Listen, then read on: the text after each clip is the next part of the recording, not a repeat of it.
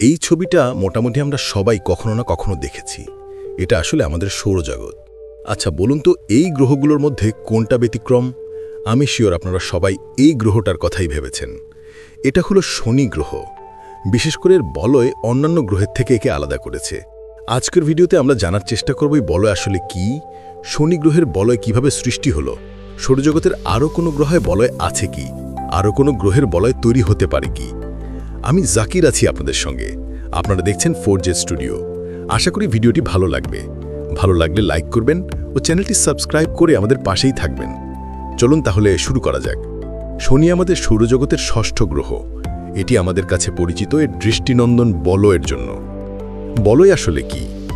বলয় বা রিং বলতে যা বোঝায় তা হলো কোনো গ্রহের চারপাশে একটা নির্দিষ্ট চাকতির আকৃতির অঞ্চলে আবর্তনরত ধূলিকণা এবং ছোট ছোট কণার বেষ্টনীকেই বোঝায়।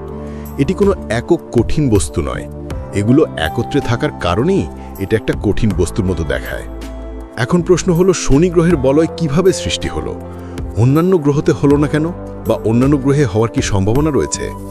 চলুন আগে দেখি শনি গ্রহের বলয় কিভাবে সৃষ্টি হলো। শনি গ্রহের বলয় কিভাবে তৈরি হলো সেটা জানতে হলে আমাদের একটা বিষয় জানতে হবে, সেটা হলো রোশ লিমিট।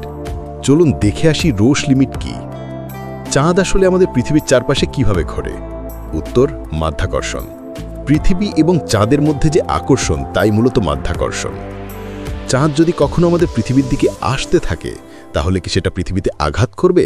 এর উত্তর হলো না। চাঁদ যত আমাদের পৃথিবীর কাছে আসবে ততই মাধ্যাকর্ষণ বল বেশি হবে।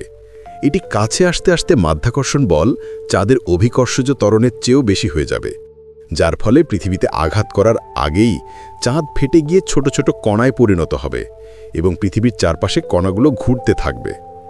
চাঁদ যে স্থানে এসে ফেটে যাবে সেই স্থানেই মূলত চাঁদের রোশ লিমিট। অর্থাৎ মহাবিশ্বের দুইটি বস্তু কাছাকাছি আসলে যে স্থানে কোনো একটি বস্তু ফেটে যাবে সেটাই মূলত তার রোশ লিমিট। শনি গ্রহের মূলত বর্তমান পর্যন্ত মোট আবিষ্কৃত চাঁদের সংখ্যা 274টি। 2025 সালে বিজ্ঞানীরা প্রায় নতুন 128টি চাঁদের সন্ধান পেয়েছি।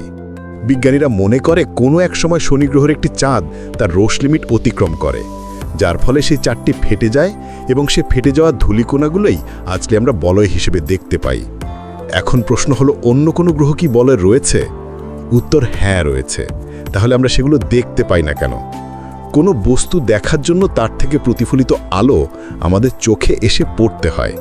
শনি গ্রহের বলয়ে রয়েছে প্রচুর পরিমাণ বরফের খণ্ড, যেগুলো থেকে খুব সহজেই আলো প্রতিফলিত হয়ে আমাদের চোখে এসে পড়ে, তাই আমরা সেগুলো দেখতে পাই।